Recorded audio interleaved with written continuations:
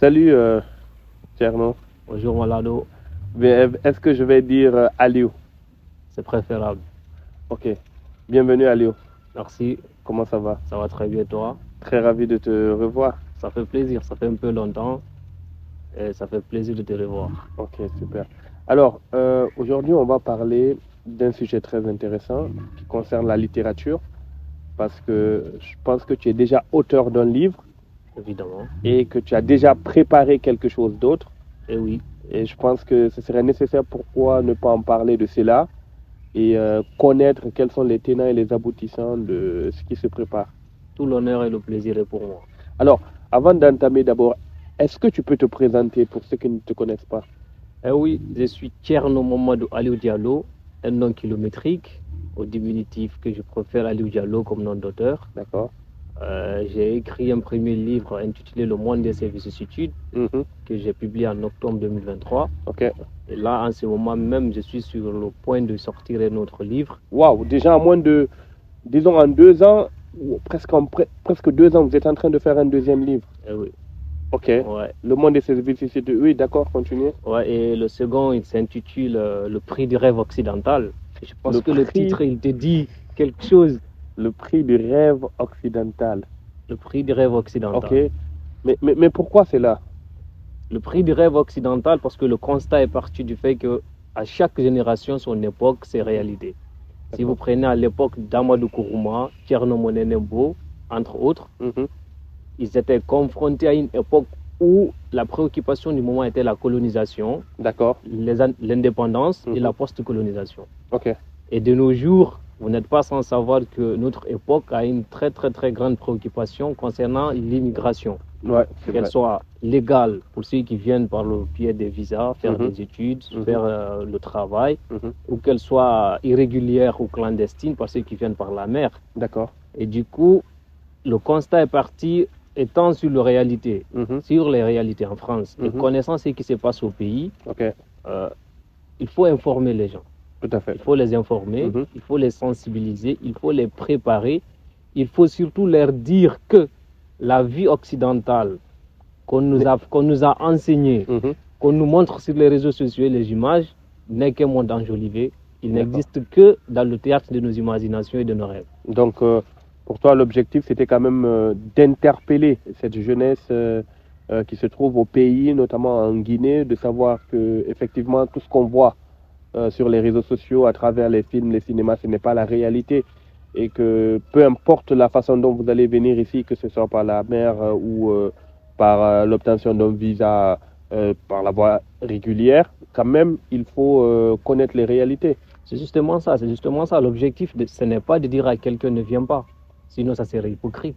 Parce Ok. que nous sommes déjà là depuis combien d'années. Mhm. On subit, on encaisse, mais on y est quand même. D'accord. Mais c'est justement leur dire, si tu veux venir, il faut savoir comment venir et ce qui t'attend.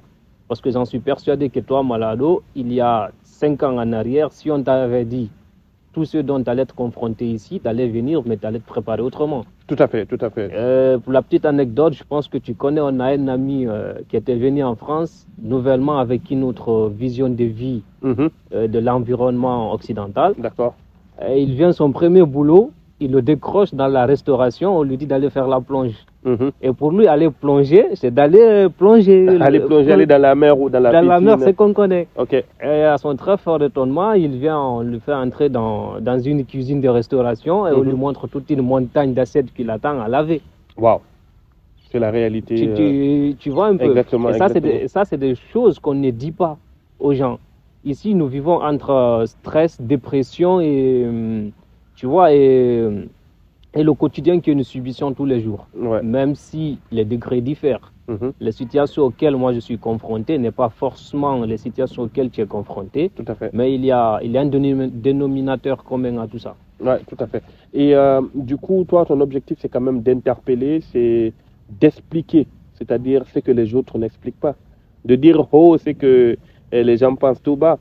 Et ton livre qui s'intitule Le prix du rêve occidental. Le prix du rêve occidental, est-ce qu'il a combien de chapitres en quelque sorte? Est-ce que c'est en des parties ou en des chapitres? C'est combien de parties ou de chapitres? Alors le prix du rêve occidental, il est composé de 3 grandes parties. Ok. Une première que j'intitule l'exil du trône, parce qu'il met un peu en lumière l'histoire d'un petit jeune prince qui Mhm. vivait dans une royauté africaine, Ok. qui connaît toutes les dorures du monde, une vie aisée, le luxe, qui connaît un environnement là où tout le monde s'abaisse et s'incline à son passage, D'accord. qui se retrouve à faire la plonge, Ouais. justement en France, qui se retrouve à courir derrière les petits boulots pour survivre dans son quotidien, Mhm. sans parler des difficultés de l'intégration qu'il y a, parce que là aussi je saisis l'opportunité pour raconter une anecdote. Ok. Quand je suis arrivé en France ma première année, je ne savais pas qu'il y avait une différence entre ce que nous appelons en Guinée culotte et la culotte en France. Ok, d'accord.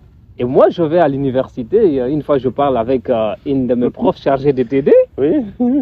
j'avais un costume, elle me faisait l'appréciation pour me dire, waouh, Aliou, tu es très beau, tu es très élégant. Tout à fait, ouais. Elle avait un short Mhm. ici. Mhm. Je me suis senti un peu dans une position de retourner le compliment. Ok. Et moi, gros ignorant que je suis, j'ai dit merci beaucoup madame, elle est très jolie votre culotte. Oh. Sans savoir que je touche à son intimité. Ok. Tu Et vois? c'était quoi sa réaction? Ah ben, j'ai senti qu'il y a quand même quelque chose de bizarre parce que je l'ai vu se retourner, voir est-ce que sa culotte n'apparaissait pas quelque part. Ok. Et du coup, sur le champ, j'ai eu le réflexe de dire oui madame, je parle de ça. Mhm. Elle m'a dit, oh Aliou, on n'appelle pas ça une culotte, on appelle ça un short. Tu vois un peu? J'étais choqué. Ouais. J'étais très choqué. Et une autre fois, je ne savais pas ici qu'il y avait la grossophobie. Exactement. Qu'il est- Et juste pour t'interrompre à ce niveau, ça me rappelle une fois quand j'ai dit, j'étais avec des amis, on parlait de. Moi, j'ai dit par exemple, je vais soulever une fille, tu vois. Et quand j'ai dit ça seulement, on ne dit pas ça.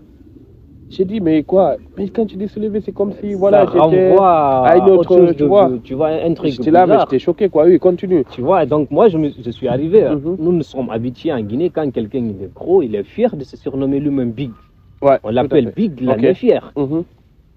Dans le groupe de ma promotion, on était là, on parlait. Il y avait un mec très, très, très serviable qui Ok. était vraiment. Qui répondait à la seconde suivante que quelqu'un posait une question dans le groupe de la promo ou demandait un document. Ok. Mais c'est un gars que, parce que tu connais ici dans l'environnement étudiant, Mhm. on se connaît dans les plateformes de communication, mais Tout à fait. personne ne connaît l'autre. Parce que Physiquement. de vue, on se voit, on ne se dit même pas bonjour. Ouais, tout à fait, ça aussi. Et il y a eu une amie qui a demandé c'est qui ce mec très gentil du promo, de la promo. Il se trouve que moi je suis très, très, très ami et très proche avec lui. Ok. Du coup, je prends mon téléphone, je dis c'est le gars gros qui s'assoit tout le temps devant. Quelqu'un réplique. Allez, où tu dis quoi? Il est comment? Ignorant que je suis, je répète le big qui est tout le temps devant. Ah. Sans savoir que Ouais, tu atteignais à l'intimité de la personne. Ah, quoi. tu vois, à la nature humaine de la personne, fait, ouais. ici, qui est une sorte de tabou, parce qu'on suppose que lorsque tu dis ça à quelqu'un, tu le frustres. Parce que les Exactement. gens ne sont pas trop fiers de Tout à fait. leur physique, de Mhm. leur façon d'être et tout ça. Et ça crée de la tohubohui dans la promo. Je vois le débat va dans tous les sens. Certains qui comprenaient quand même que il n'y avait pas une intention de vexer derrière La personne, tout à fait. la personne, et la personne elle-même, la personne concernée elle-même, elle a compris. Mhm. Mais quand même, ça a créé tellement de désordre dans la plateforme que je me suis vu bloqué et retiré du groupe de la promotion. Waouh, mais qui a fait cela? L'administrateur, parce que ça partait dans tous les sens. Il Ok. fallait quand même, disons, il ne fallait pas laisser impuni. Mhm. Et c'est quelque chose que je comprends absolument. Et c'est par après qu'on m'a expliqué ici, il ne faut pas dire à quelqu'un il est gros. Il ne faut pas dire à quelqu'un il est petit, il est Ok. mince. D'accord. Donc tout ça, c'est des choses, Ça, si on ne c'est dit pas, ça complique ça, c'est dans l'intégration. la première partie du livre. Ça, c'est dans la première partie du Ok, livre. la deuxième partie. La deuxième partie du livre, parce que, alors, justement, en Guinée, nous nous sommes habitués à critiquer, mais sans poser des réelles questions. Ok. On ne se pose pas les bonnes questions. Il D'accord. faut toucher du doigt. Mhm. Si nous nous en tenons aux chiffres, en 2020, il y a eu il y a à peu près 19,5 millions de jeunes qui sont sortis du territoire africain pour aller En Occident. en ok. Occident. Mhm. En 2022, il y a des statistiques qui disent que 44% de la jeunesse africaine entre 18 Mhm. et 24 ans Mhm. avaient des projets de sortir du continent. Ouais, C'est qu'il y a problème. il y a un problème. Mhm. Si le départ il est massif en Guinée, il est fort en Côte d'Ivoire Mhm. et il est encore plus exorbitant au Sénégal, Mhm. c'est qu'il y a un problème. Il faut se poser les bonnes questions. Effectivement, pas simplement que la Guinée, quoi. Pas simplement Ça que la... touche d'autres pays. Ouais. Absolument. Et là, cette seconde partie, je l'intitule L'or et les larmes. Ok. L'or et les larmes, c'est quelque chose que tu connais déjà mieux que moi. Le Mhm. continent africain, c'est l'un des continents les plus riches au monde. Tout à fait. On a toutes les ressources qu'il nous faut Mhm. pour vivre, s'épanouir et réussir sur place. Mhm. Alors si tout le monde veut partir, c'est que il y Ça a des pose problème. responsabilités qu'il faut situer. Ok. Peut-être qu'il y en a qui veulent juste partir pour partir. Ouais. Peut-être qu'il y en a qui partent parce qu'ils sont contraints. Mhm. Et peut-être que si nous approfondissons un peu la réflexion, Mhm. est-ce que nos États créent des conditions pour Faire. maintenir ces jeunes sur place? Tout à Ce fait. ne reste que pour encourager ceux Mhm. qui ne veulent pas partir, ceux qui sont porteurs d'initiative. Tout à fait. Tu vois? Ouais, Donc ok. c'est pour ça cette seconde partie, je l'appelle Interpeller les autorités. interpeller les autorités, c'est Mhm. poser des questions. Pourquoi tout le monde veut partir? Tout à Toi, fait. tu es administrateur, tu es accompagnateur du Campus France. Tu Mhm. connais à combien de fois tu es sollicité C'est des milliers de personnes et tu qui veulent quitter le pays, quoi. qui veulent quitter le Mhm. pays, qui veulent partir. Et aujourd'hui, même ma grand-mère à Gawal, chez moi là-bas, ben, elle est là-bas parce qu'elle n'a pas le choix. Même elle Elle est est- prête. Elle est là-bas prête à partir. malgré D'accord. elle. Ok. La semaine dernière, je parlais à mon neveu, à mon fiord, mon premier fils, Abbas. Ok. Il me disait au téléphone, ouais, Kaou, je veux plus rester ici, je veux que tu m'amènes là où tu es. Et le petit n'a même pas 10 ans. Je Waouh. veux plus rester ici. Et il veut plus rester. En fait, il a perdu l'espoir, quoi. Donc c'est pourquoi je questionne, j'interroge pour savoir qu'est-ce qui ne va pas et qu'est-ce qu'il faut faire. Ok. Je sais que tu vas me poser la question, c'est quoi la troisième partie? Exactement. Alors justement, parce qu'il ne faut pas se limiter qu'à critiquer. Mhm. Lorsque tu critiques, l'importance de poser une réflexion, c'est d'arriver à une piste de solution. Tout à fait. C'est reste qu'un commencement pour voir comment est-ce que remédier à ce phénomène, à ces mots. Ok. Et cette troisième partie, je l'intitule Reconstruire l'espoir.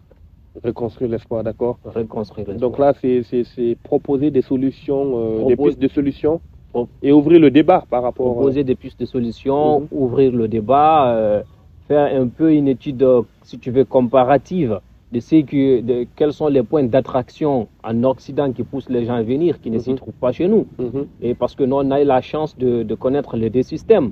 Essayer un peu de faire le parallèle, voir qu'est-ce qui nous inspire ici, Mhm. qu'on peut supposer que lorsqu'on a ça, ou à peu près ça chez nous, Ouais. ça ne va jamais stopper l'hémorragie. Mhm. Ça ne va pas arrêter tout le monde de partir. Ah, ça c'est vrai. Mais au moins, ça va aider à ceux qui sont contraints d'y aller, Mhm. et ceux qui sont porteurs d'initiative d'y rester, Ok. de se construire Mhm. et de s'en sortir là.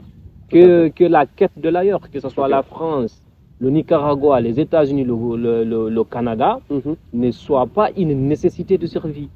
Mais un projet ordinaire, un projet comme tout autre. Tout à fait. Ok. D'accord.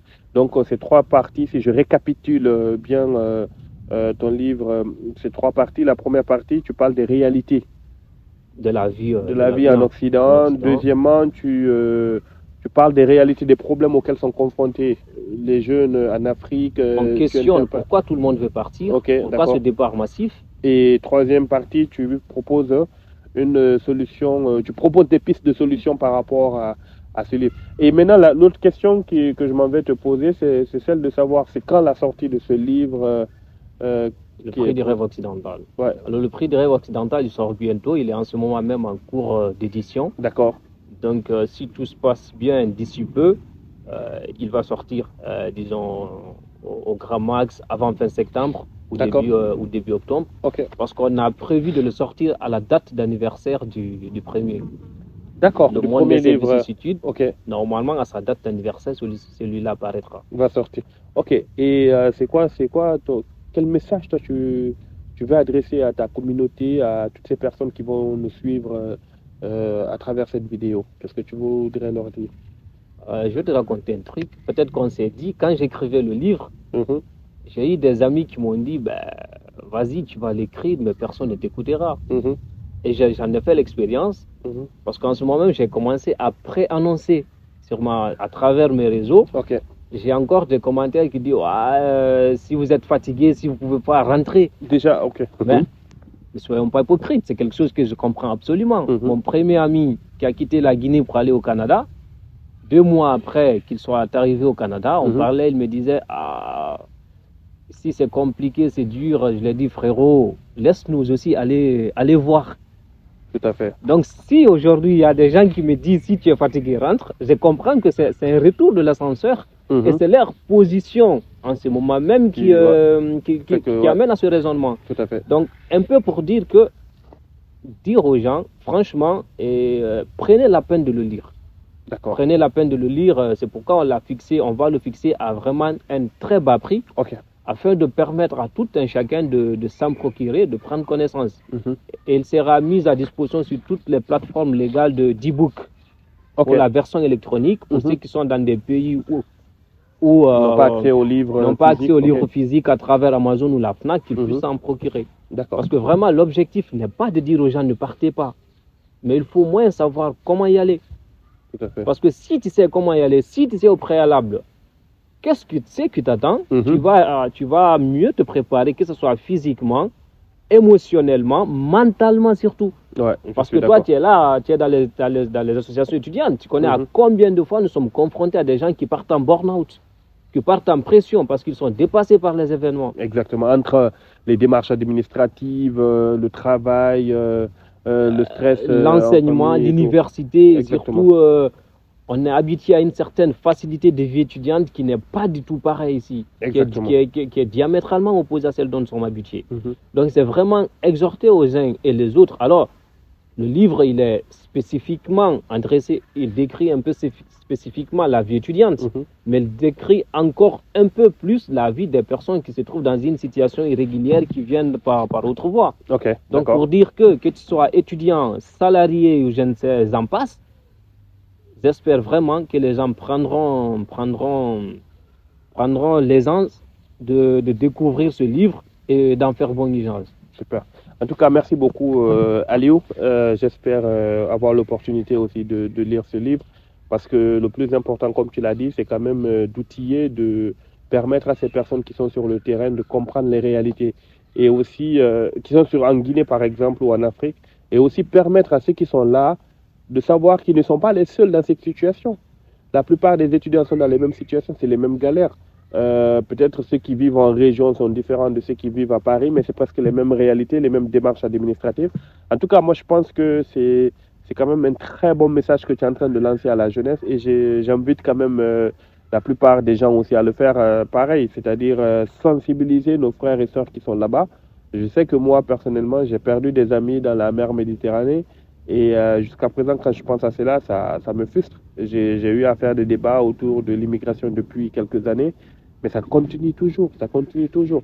En tout cas, merci beaucoup à toi et merci à toutes les personnes qui verront cette vidéo. N'hésitez pas à liker, à partager et on se retrouve très bientôt pour un autre numéro. Merci. Merci beaucoup à tout le monde et comme Malade aime le dire, la vie occidentale c'est rebondissement, c'est rebondissement.